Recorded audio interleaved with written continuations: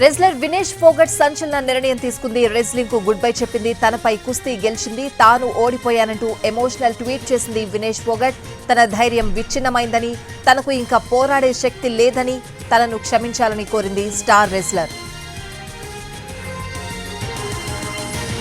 వినేష్ ఫోగట్ 2001లో రెజ్లింగ్ లోకి ఎంట్రీ ఇచ్చింది. 5 ఏళ్ల వయసులోనే రింగులోకి దూకింది. ఒలింపిక్స్ లో గోల్డ్ మెడల్ సాధించడమే లక్ష్యంగా శ్రమించింది. ఈసారి గోల్డ్ మెడల్ పక్కా అనుకున్నారు. గోల్డ్ మెడల్ కు 1 అడుగు దూరంలో ఉండగా అనూహ్య రీతిలో ఒలింపిక్స్ నుంచి వెనుదిరిగింది వినేష్ ఫోగట్. 50 కిలోల విభాగంలో ఫైనల్ చేరిన వినేష్ మ్యాచ్ కు ముందు 100 గ్రాముల అధిక బరువుతో ఉంది. దాంతో బరువు తగ్గించుకోవడానికి తీవ్రంగా శ్రమించింది. రాత్రంతా కంటి మీద కునుకు లేకుండా కష్టపడింది. కేజీ 8 గ్రాముల బరువు తగ్గింది. ఇంకా టైం లేకపోవడంతో హెయిర్ కట్ చేయించుకుంది.